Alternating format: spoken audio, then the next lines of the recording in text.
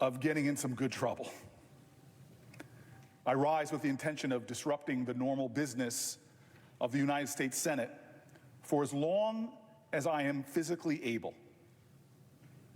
I rise tonight because I believe sincerely that our country is in crisis. Republicans as well as Democrats are talking to me about what they feel is a sense of dread about a growing crisis, or what they point to about what is going wrong, that bedrock commitments in our country that both sides rely on, that people from all backgrounds rely on, those bedrock commitments are being broken.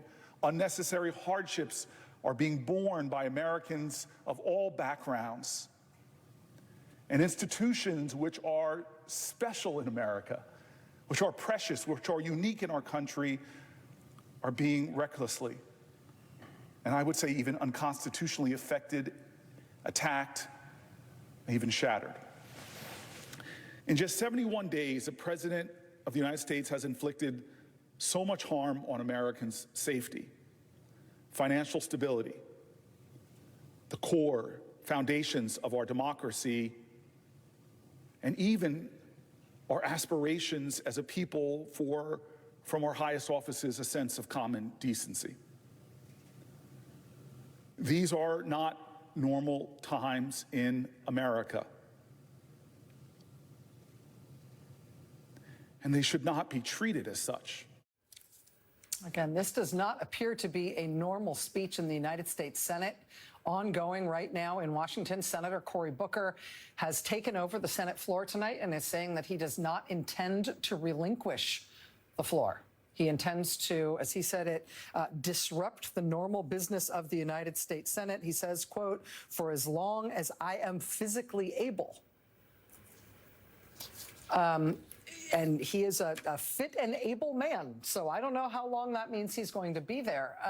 The last thing that Senator Booker was involved in that was anything like this was nearly a decade ago, when Senator Chris Murphy, you may remember this, held the floor for 15 hours. This was in protest of gun violence. It was right after the Pulse nightclub massacre in 2016. Senator Cory Booker actually supported him for those 15 hours and participated in part of that filibuster. That 15-hour plus filibuster succeeded 9 years ago in forcing the Senate to allow some votes on some gun safety laws.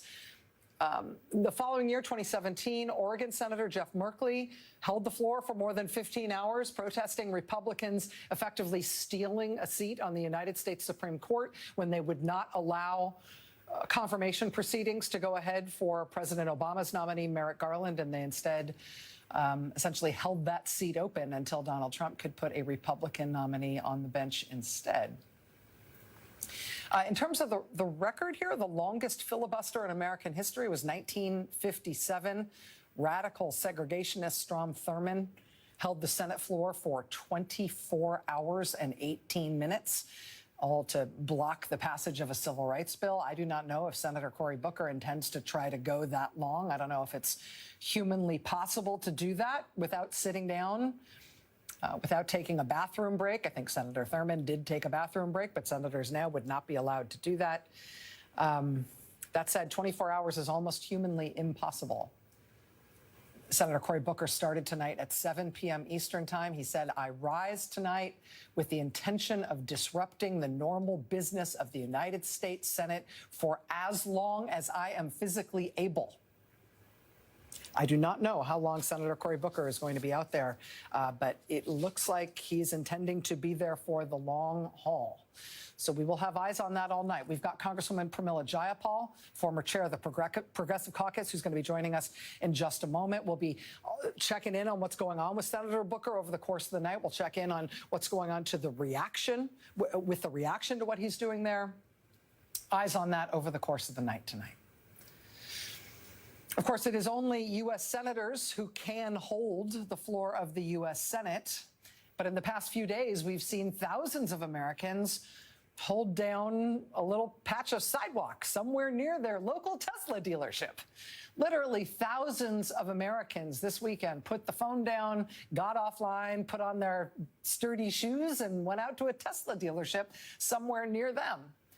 There were hundreds of protests this weekend at Tesla showrooms and dealerships, all against the billionaire owner of Tesla, who, of course, purchased himself a U.S. presidential election this fall and who has since busied himself with the apparently exhilarating task of destroying the U.S. government.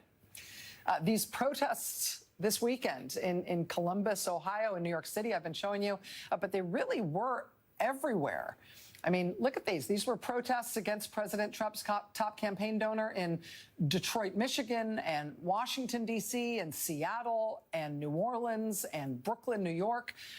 There were protests against Elon Musk, against the man who bought Donald Trump the presidency, in Savannah, Georgia, and Mesa, Arizona, and Jacksonville, Florida, and El Paso, Texas, Buffalo, New York, Berkeley, California. This was some of the signs in Claremont, Florida, just west of Orlando. Unplug unelected Elon, quit buying elections. This was a good one. Call your representatives repeatedly.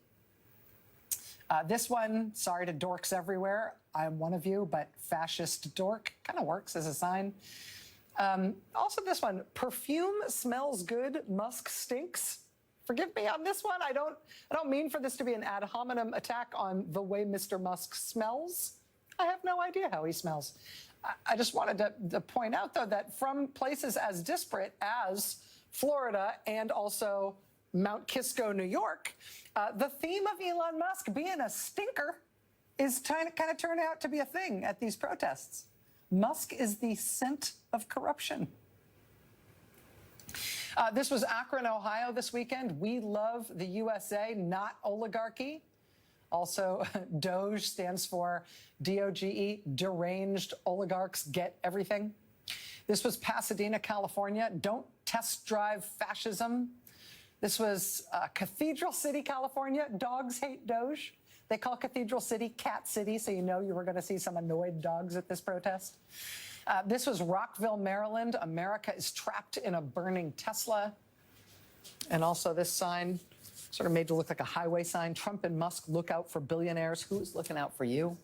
San Jose, California, your Tesla paid for fascism.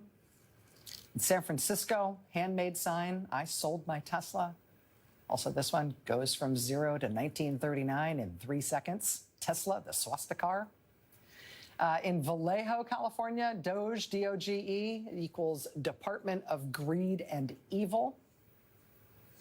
Here's one from Texas. The left side of your screen here, this is a sign we saw a week or so ago at an anti-Elon Musk protest in Austin, Texas. You might remember this one. Porsche, fast, Ferrari, faster, Tesla, fascist. But now look, this is on the right side of your screen, also Austin, Texas. This past weekend, different person, update to the sign. NASCAR equals fast, Formula One equals faster, Trump and Musk equal fascist. The protest at the Manhattan Tesla dealership in New York, look at this.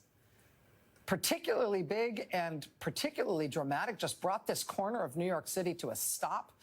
People also brought tombstones and laid down in front of the dealership in a die-in against what Trump and Musk are doing to the American government and to the country.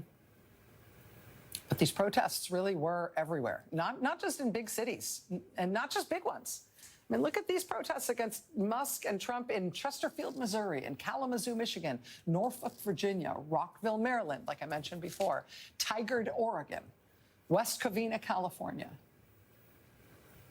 Even on top of the many, many, many protests against Trump's top campaign donor that we saw at Tesla dealerships this weekend, and it does seem like there were hundreds of them, there were still yet more protests against Trump and Musk, like this big one in Kansas City, Missouri on Saturday. People in Kansas City marched about a mile from downtown Kansas City to Union Station. Then they massed at the lawn of the National World War I Museum and Memorial.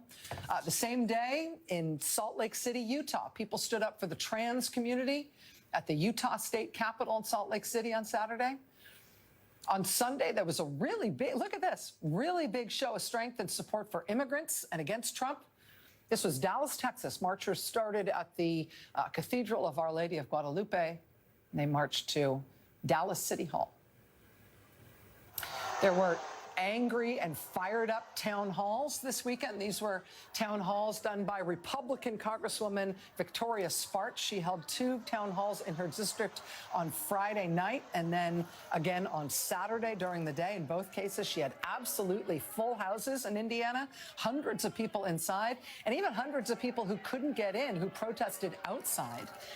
In all cases, Victoria Spartz's constituents just gave her nothing but the hardest of hard times for her professed support for Donald Trump and Elon Musk. That said, you know, she's definitely hearing what people are saying to her. Congresswoman Spartz told her constituents at these events this weekend that she understood they were, quote, frustrated, quote, very frustrated with Elon Musk in particular. She admitted that the Signal group text national security debacle, in her words, is, quote, actually very bad. Again, a Republican congresswoman having to admit that as her constituents would not let up on her about it.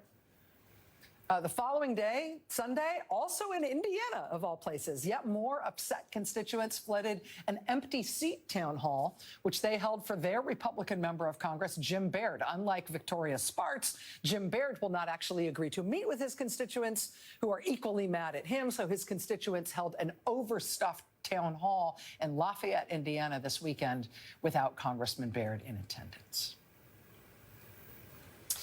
So Americans are doing stuff. And in large numbers and in disparate places. And the pushback that you see, not just in blue states, but in red states, and not just in blue districts, but in red districts, all of these protests you are seeing, the town halls you are seeing, all the yowling that the American people are doing against Trump and Musk and what they're doing, you never know exactly what effect that's going to have, and where, right? You can see this pushback creating pressure against them, right? Creating self-consciousness among the Republicans who have to try to defend what they're doing and who see how their constituents feel about it. But you never know exactly where it's going to pay off. That said, you know, the calendar says it's spring. And if you are looking for green shoots, they really are everywhere. Consider this inadvertently hilarious press release from the Trump administration. This was flagged by journalist Judd Legum at Popular Information, who has been all over what the Trump administration has been doing to Social Security in particular. You know how we here have been covering for a few weeks now how Trump has published a list of dozens of Social Security field offices that he was going to close all around the country. Once that list was published, you know, as you might expect, people just revolted over his plans to do that. Well, now look at this.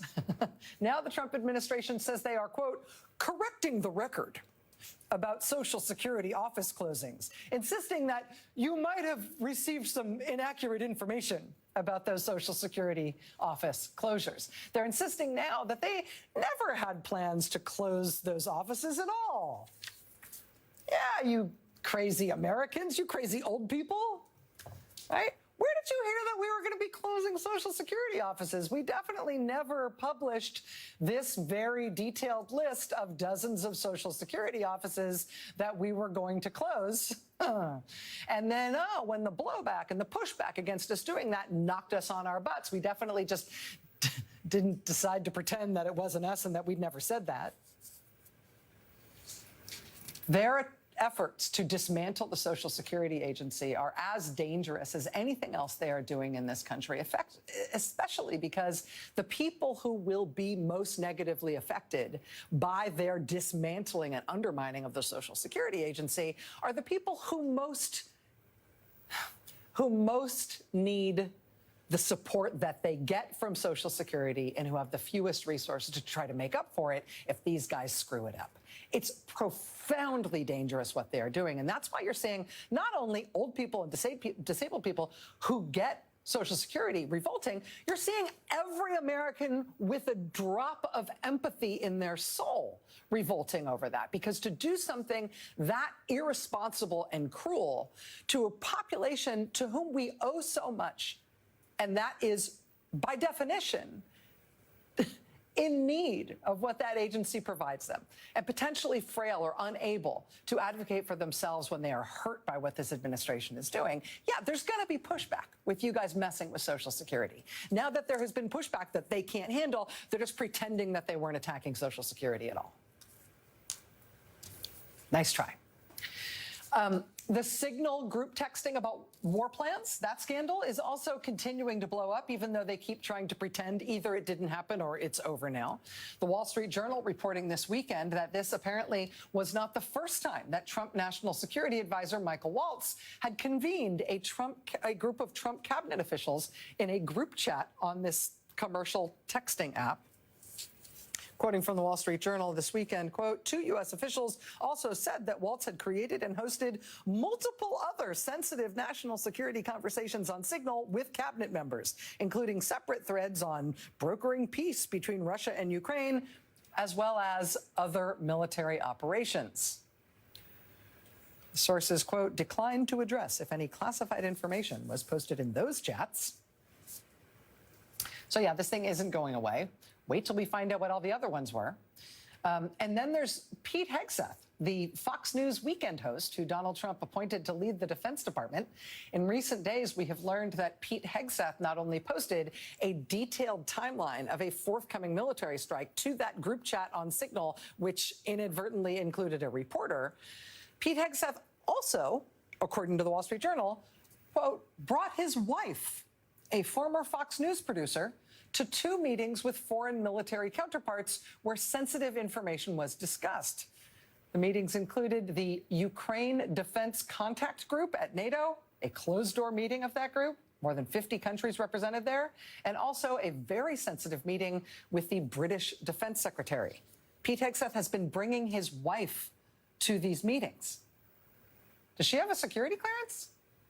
This is the same wife, you may recall, who Mr. Hegseth brought with him to his meetings with U.S. senators ahead of his confirmation process for this job. That, of course, made it socially awkward for those senators to ask him at those meetings about the rape allegations that he had faced in California and his alleged serial infidelity and problems with drinking on the job. He has denied the rape allegations in California, and of course, he was never charged in conjunction with those allegations. That said, the Associated Press is also now reporting on the strange circumstance that has arisen at the Pentagon in Mr. Hegseth's short time there, in which not only is he bringing his wife to sensitive meetings with foreign military leaders, but he's also somehow got himself into a situation where his baby brother, his younger brother, Phil, has also ended up on the plane to Guantanamo with Pete Hegseth, and also on the plane last week to Hawaii. What is his little brother doing there? Good question. Quote, based on Phil Hegseth's publicly available resume, his past experience includes founding his own podcast production company. Okay, so naturally it makes sense that he's now paid by the U.S. taxpayers to go everywhere with his brother, the defense secretary, who has assured us that he definitely won't drink on the job anymore and who apparently thinks it's okay to bring his wife to NATO meetings. This follows Mr. Hegseth also giving a naval officers commission to his personal lawyer and telling him that now Pete Hegseth's personal lawyer will now be in charge of reforming all lawyering in the U.S. military. He's just named him an officer. This, of course, follows Pete Hegseth's fantastically expensive and honestly strange decisions to send not 1 but 2 U.S. Navy destroyers to hover around the U.S. border doing nothing. Also, to use U.S. military planes to fly handfuls of people around the world in the most expensive possible version of how to do a deportation flight. The New York Times reporting tonight that Hegseth's failed gambit to stand up a U.S. military role at Guantanamo, specifically to make it look like Guantanamo has something to do with Trump's deportations, that gambit has thus far cost taxpayers about $40 million in its first month.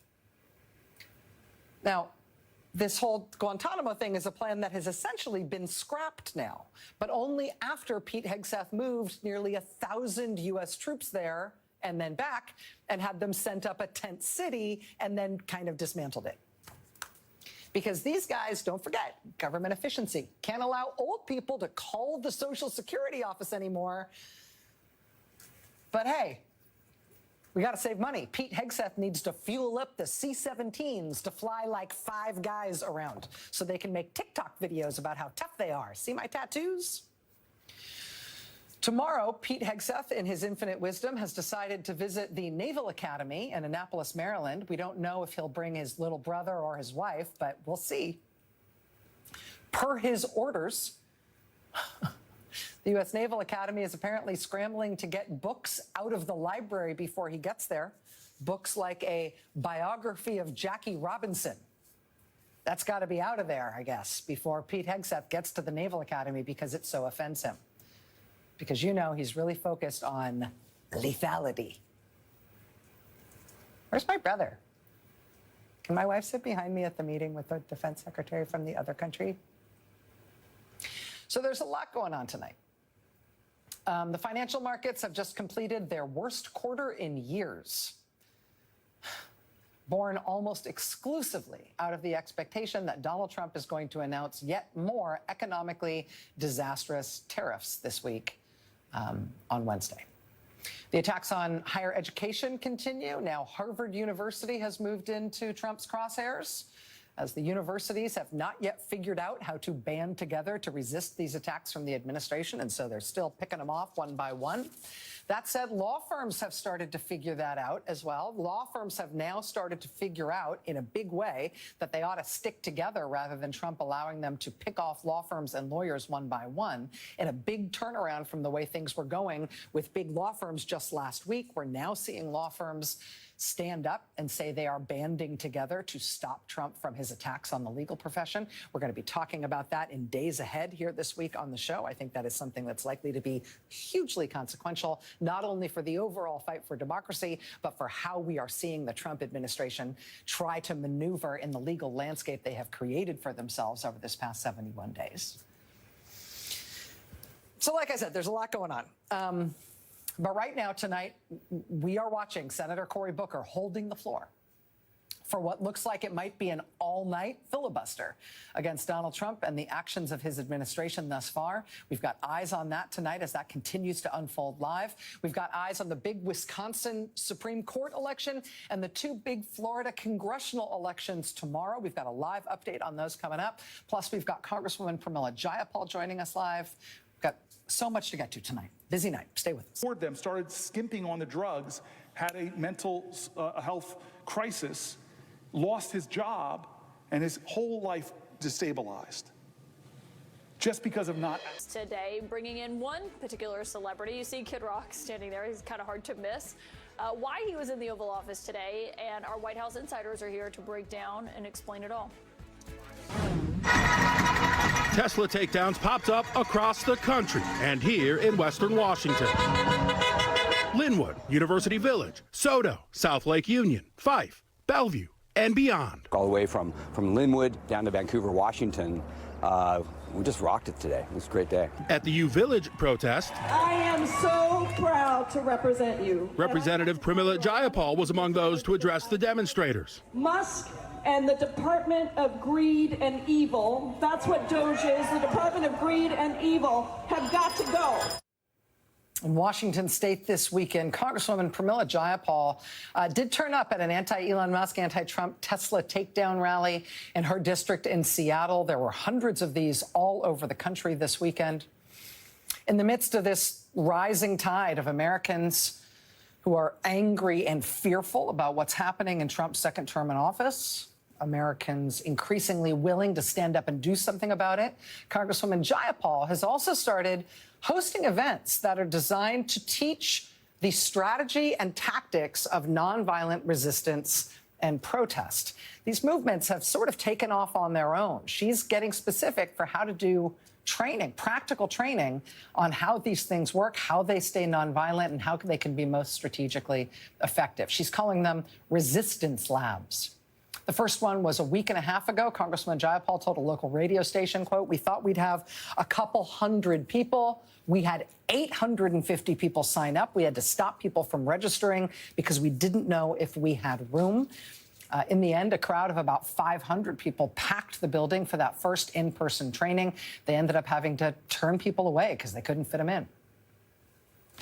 It appears that the Trump administration is willing to ignore judicial decisions, and so that brings us to you in this room. It brings us to the people. That is really the bulwark, the wall against the crumbling of democracy. There's really no other savior or option than the people.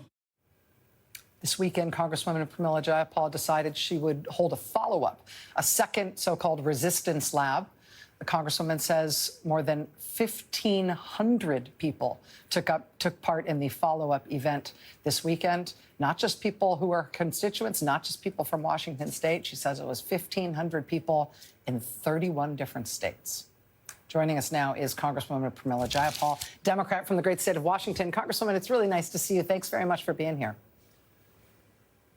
Thank you for having me, Rachel. Help me understand this idea of the resistance lab and what you're talking about in practical terms at these events.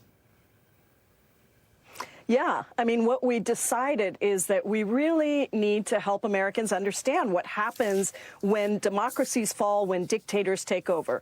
We've been pretty complacent in America. We haven't had to really deal with this in any real way. And now I think people need to understand what are the lessons from other countries, and working with experts who have studied democratic backsliding in countries around the world and the resistance movements that emerged to take on that democratic backsliding. We've developed a curriculum where we help people understand how do you go after the pillars of support, not necessarily the person at the top, but the pillars of support that allow that person to continue to have power, and how do you shift allies from being sort of passive opponents to being active supporters of taking down a dictatorship. And so it's been very practical. It's been very hands-on. We've taken the principles of Dr. King's, the 6 principles of nonviolent resistance. That is threaded throughout, and we're going to have a second training that goes deeper into what happens if you are trying to do nonviolent protest, but others are coming and instituting violence on you. Think of church basements across Selma, right, Rachel? All the training that went into preparing people. And at the end of the day, we are plugging people in both to actions that are happening right now in their locale that they can get engaged in, but also preparing them for the moments that will come of coordinated resistance, whether it's distributed action or mass action, that people need to be ready for. And we're increasing the understanding, which also increases the ability for people to think about taking more risk, perhaps, than they might have otherwise, because that level of risk tolerance goes up based on how severe people think things are. So we're really readying us for those big moments that we hope don't come, but certainly look like that is the direction that we're headed. I feel like this is a really important categorical shift that you're talking about. I feel like over these last 71 days and into the transition, a lot of what we've seen, a lot of the organizing that we've seen has essentially been consciousness raising about how bad it is, about what is at stake, about how people are being hurt, about what is dangerous, hurtful, potentially irreversible about what's happening. It's all been sounding the alarm. What you are talking about here and what these trainings are about sort of assume that people get that, but now need to talk about, in practical terms, well, what's the most effective way to respond to that? It's not necessarily that people need to know the latest bad thing that Trump is doing. People have now heard enough and they understand enough about what the risk is here that it's time to get practical about what to do in response. I want to ask, given that sort of curriculum that you're describing, how replicable is it? Is this something that has to happen in person? Is this something that can happen in large format settings? Is this something that should only happen in small groups? What's the means of transmitting this curriculum and its lessons? Yeah, that's the other thing. We have created modules so it can be replicated. I'm offering it, of course, to my colleagues here in Congress, but we're also really testing this model. The first one was in person, as you said. The second one on Sunday was delivered virtually, but we encouraged people to actually host house parties and Zoom into it from the house party, because the breakout sessions, there's actually a breakout session, believe it or not, with hundreds and, over thousands of people. We can do these breakout sessions, and they're important because people have to test their analysis. They have to test their ideas, and there have been some fabulous ideas coming forward given the frameworks that we're offering. So we offer frameworks of how to think about what actions are most effective. We offer examples of those. We offer specific tactics, but we encourage people to be creative about the principle of what they're trying to achieve and then how to best achieve it. So the breakouts are important. We can deliver the whole training in mass without those breakouts. But I'm also finding, Rachel, that people really do want to be in community with other people, and they want to be talking to others, and being able to play off of others is very, very useful. So we are perfecting the technology on what can allow us to have thousands of people on beyond, the current technology that we have access to, and we're doing it in person. We're also trying to figure out, since we have 31 states, and by the way, 2 countries, Austria and Canada, were also on the Zoom, the training that we did on Sunday, but we're trying to figure out now how to take the people in different states, right? We had people in Idaho calling in. How do we take all the Idaho people and group them together? And we're encouraging people to sign up for the next Resistance Lab training, because we're going to keep doing these, and to get people in their community involved, because that sense of community also helps to create kind of a bigger coordinated resistance, and the sense of safety for people to be able to do things in big numbers. So we're really excited. This has just been literally 2 weeks in the making, but we have an amazing curriculum. It is replicable, and we're super excited to spread it as far as we can go. And people can go to PramilaForCongress.com to sign up. When's the next one? When's the date? Oh, you still got me? Oh, I've lost her. Yeah. Congresswoman. Can you hear me? I can't. I said, when's the next one? I'm right here. When's the date of the next one? I think it's going to be in 2 weeks. We haven't quite set it yet, but if you sign up right now, you will get an email. And I should mention, we have a resistance rapid response email list that sends out weekly to-dos for people, as well as a reading list to continue to deepen people's understanding. Congresswoman from Jayapal, thank you for your time. We'll be on this. We're going to cover the next one when it happens. Appreciate it. Thank you. All right, more news ahead. Rachel. Stay with us. Additional seats that were vacated by Florida Republican Congressmen Matt Gaetz and Mike Waltz will have their new occupants decided at the ballot box in special elections. Boy, those guys turned out to be great choices for Trump, right? Huh? Those are the kinds of safe red seats that Republicans really shouldn't even have to campaign for. Gaetz won that seat in November by 32 points. Mike Waltz won that seat in November by 33 points. These seats shouldn't be competitive on paper, but despite that, Democrats are making a run for it in both of those districts, making Republicans fight for those seats, which itself is fascinating. So we'll be watching what happens in those Florida congressional elections tomorrow with great interest. But the legitimate toss-up race tomorrow is, of course, happening in Wisconsin, in the swing state that was closer than any other state in the country in last year's presidential election. Tomorrow is a race for a seat on Wisconsin's Supreme Court. It will dictate control of the highest court and arguably the nation's most competitive battleground. That'll substantively affect everything from abortion rights to gerrymandering to voting rights, everything. Could potentially have a huge impact on, for example, the next presidential election. This is also the first statewide race we have had since Donald Trump came back into office. It has been the most expensive judicial race in history already, and the outcome is anybody's guess. Joining us now is Ben Wickler, chair of the Democratic Party of Wisconsin. Ben, I know you have not slept in more than a month, roughly. Tell us how you're feeling about this race heading into tomorrow. I am fired up. I'm fired up because across Wisconsin, we've seen this extraordinary outpouring of regular folks finding time to knock on doors day after day after day, making phone calls to everyone they know and people that they don't know. We've doubled our own spring organizing records in support of Susan Crawford, who's the kind of public servant that Elon Musk is trying to drum out of public service nationwide.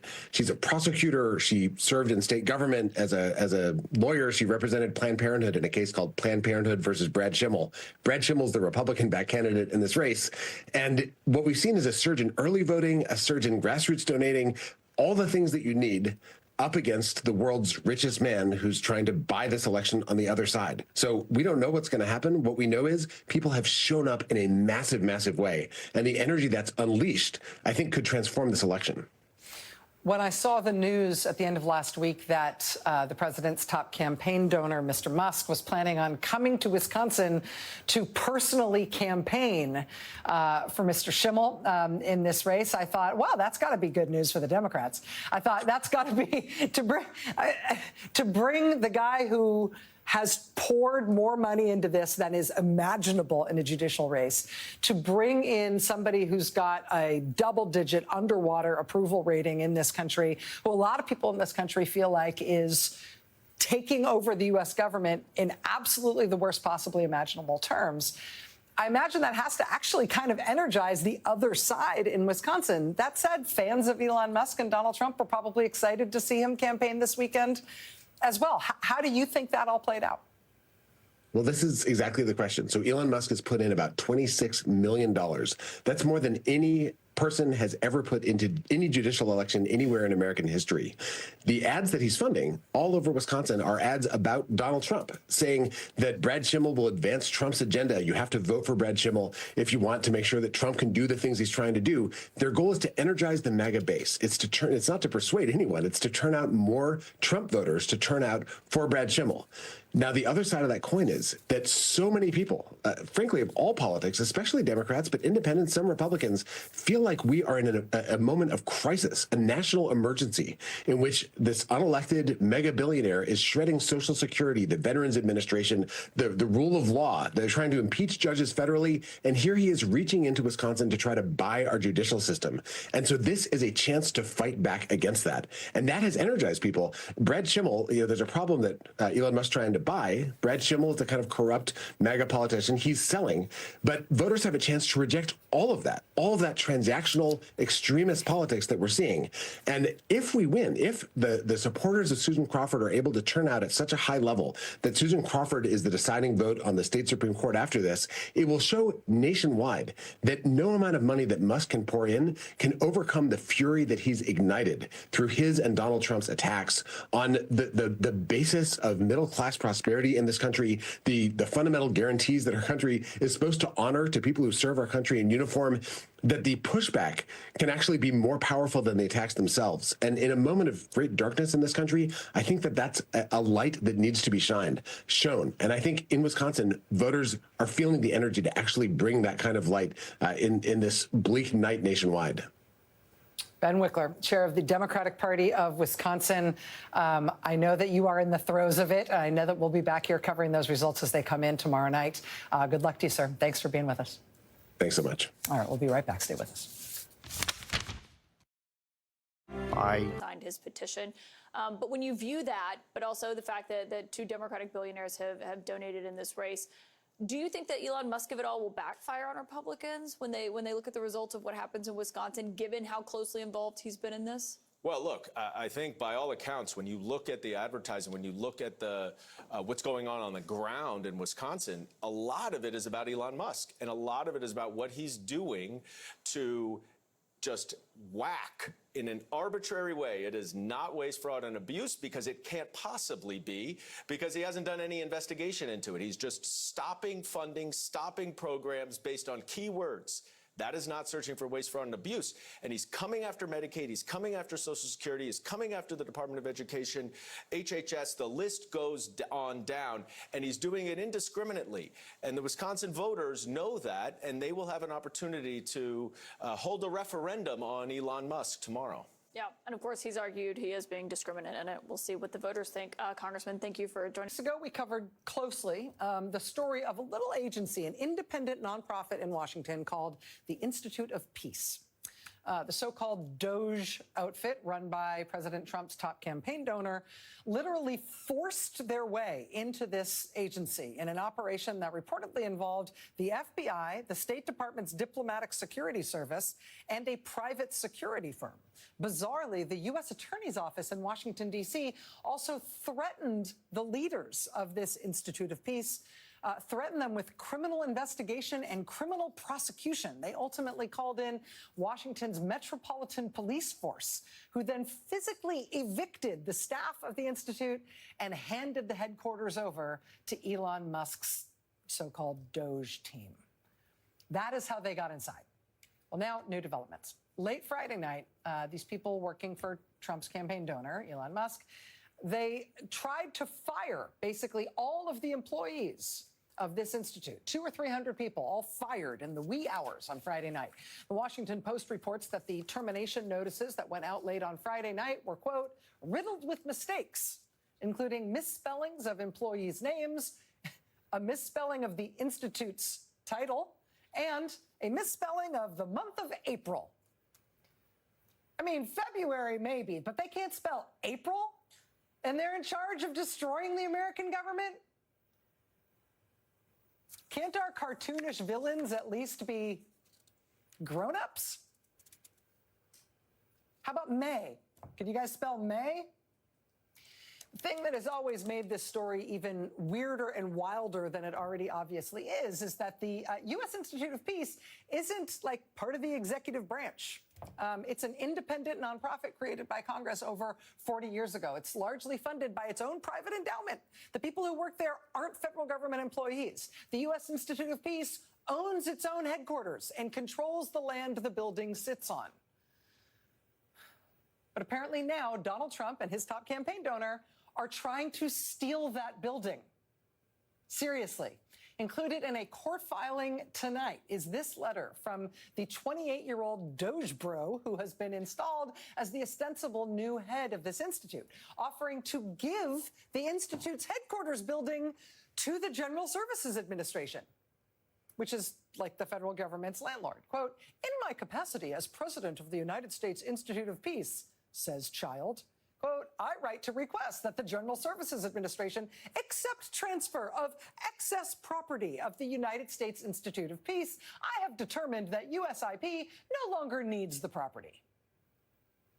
The Institute's ousted leaders have asked a federal judge today to stop DOGE and the Trump administration from stealing their building.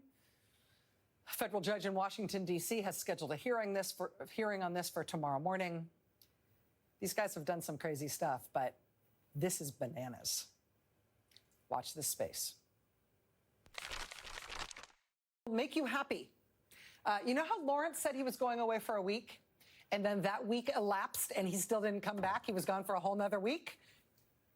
That ends tomorrow. Lawrence is back tomorrow. Yay! He was under the weather. He had an infection, but he's all better. He's going to be back tomorrow. I told you.